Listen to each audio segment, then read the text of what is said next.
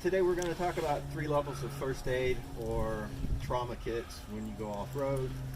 So basic, every vehicle should have a basic first aid kit. I've got an intermediate kit that goes along with this one for my off-road trailer. For overlanding, it's got more first aid materials in it. And then this big one over here is basically a trauma kit. A lot more stuff in it. We'll try and go through it all for you. You'll also notice that we have 2 radios. We've got a CB radio and a ham radio. That's because they should be considered part of your first aid kit. They're communications. And if you ever get off-road or overlanding and you run into problems and you can't get your cell phone to work, you might need a CB radio or in extreme circumstances a ham. Now for a ham radio you need a license to transmit. You can listen all you want to, but to transmit you're supposed to have a license, with the exception of if it's a life-threatening emergency. So like a hurricane or something like that. So if I'm out and I can't get a hold of anybody else, I carry the little ham portable. It's tied into repeaters in my area.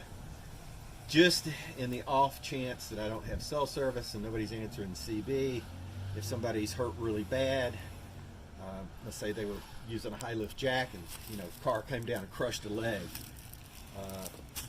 I've got the ability to try and at least reach out with the ham radio and try and get some support. Okay, so first off, for your vehicle first aid, this is a little first aid kit I picked up at Walmart and have augmented. So if I open it up, it's stuffed with all kinds of stuff. Blood clotting agents for anybody that gets cut really bad. Medicated instant cold packs, alcohol wipes, scissors, Band-Aids, antibiotic cream, some gloves. Somebody gets a sprain, some wrap. I've got some Equate multi-purpose solution for flushing out eyes in case somebody gets something in their eye, something like that. And then just more alcohol swabs and medications. Very simple kit. Pick yours up, augment with what you want, and that's what I would do. This is an intermediate first aid kit. It supplements the first aid kit that's carried in the vehicle. This is in my overlanding trailer all the time, and it just augments what was in the initial first aid kit. So we've got some over-the-counter meds, we've got wet ones, we've got stuff for blisters, some bandages, gauze pads, a bunch of over-the-counter stuff, antibiotic cream, anti-itch cream, or gel. What if you're out there somewhere and you get a toothache? You might need something for your teeth. A bunch of moleskin, some blood stop, large bandages, alcohol swabs, stuff like that. More wet ones over here. In this pocket I've got the large wet ones, and I also have a tourniquet just in case, once again, somebody's out there and they get hurt really bad. The blood stop might not be enough. So you can pick these up off of eBay pretty quick and easy. So worth the money. Then we got some various scissors, cutting tape, need to remove splinters, anything like that. Kind of go from there. Here's a surplus minor surgery kit. Not that I'm a doctor, but these kits come pretty well stocked with a bunch of different scissors and stuff, and hemostats, etc. I've got a little flashlight in there, blood stop, alcohol pads, etc. So it's a pretty good thing to have. That pretty much completes everything that you'd normally augment yourself with. You might have some more over-the-counter meds, diarrhea control, etc. You never know what you're going to need. So some biofreeze. It's like icy hot.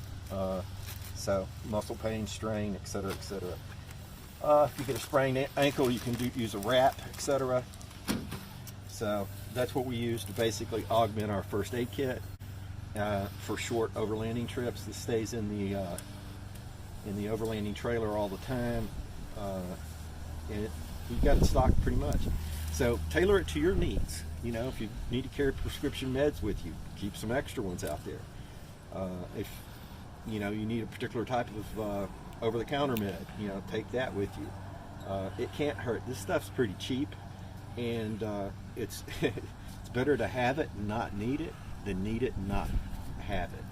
So, do you recommend checking the medication every 6 months or so to make sure? Yeah, I would rotate your over-the-counter meds, or you know, any prescription meds that you might carry with you every 6 months, maybe every once a year. It really just depends.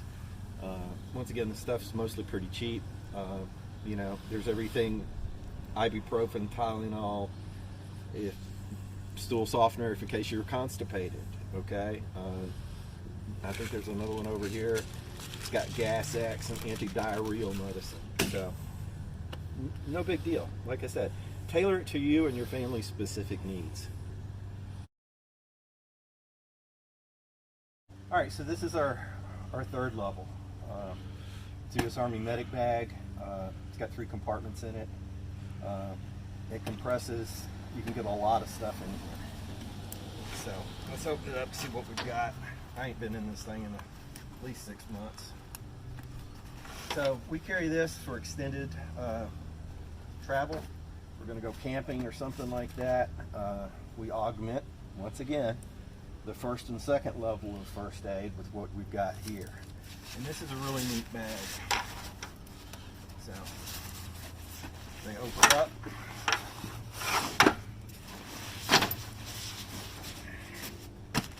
Okay, and we've got things labeled as best we can. So we got cold packs, alcohol, we got ankle wraps, saline solution, Israeli bandages, more band-aids and bandages, and then we come over here and we can see for first aid, you know, more gloves, more cleaning, keep the wounds clean, hand sanitizers, alcohol swabs, biofreeze, everything we had in the other packs, we just have more of it in here for basic first aid. Okay, a lot more over-the-counter meds. Oh my goodness. So once again, you know, just duplicate what you got so you have more. There's some prescription meds in here. There's some light sticks in here in case, you know, it's dark and we run out of flashlights or something like that. Okay, open the next one. We got some surgical pads here, just to soak up anything. You know, we've got masks. Excuse me. We've got a chest seal. Okay, not that somebody's going to get shot, but you never know what kind of thing you're going to run into. More blood clotting agent, Israeli bandages, more sterile gauze, more bandages. So this is what we opted to pack. More bandages over here. We open this section up here. There's cold packs for swelling, stuff like that. We carry alcohol. There should be some peroxide in here as well, somewhere. Another cold pack. Okay. Wraps for sprains. More saline solution for eye wash. There's some clean towels in here that are wrapped up in case they're needed. Like I said, these things hold a ton of stuff. Another thing is saline. And I could swore there was a thing of peroxide, but I can't find it. Another surgical kit. A lot more like tweezers and stuff like that, because you never know what you're going to need. Oh my goodness gracious. I think that's everything in this particular kit. Any questions? Yeah, do you think it might be helpful to add a list with some expiration dates? And well, I don't know about the expiration dates. There's an airplane, so I would make a list of what you're going to keep in it, and then build it out from there. That's kind of the approach we took, and then label each section like we've kind of done. This fits our needs. It's not going to fit everybody's needs, right? Everything's different. I would keep the over-the-counter meds and anything that might expire kind of close together so that when you do look at those, you can confirm their expiration dates. Most of them are sealed up pretty tight, you know, from the factory. They've got the aluminum foil over the top, so they're, you know, they're airtight. They should last a long, long time. In case of emergency, you could use them past their expiration date and probably not run into a problem. So that's everything. Well, looks like it's very comprehensive. Yeah, we think so. You know, of course, it's a mess once you start taking it all out, but that just shows you all the stuff that you can try and carry with you when you go overlanding, especially an extended stay. So once again, this is our level 3. This is like, hey, you know, somebody's been really hurt. You know, you could almost do minor surgery out of this. Not that we would, but you know, it just keeps a lot more stuff handy. You never know who's going to get hurt, what they might need. So if you have to skip level 1 and 2, go to a level 3. It doesn't take up that much space, and you carry a lot more stuff.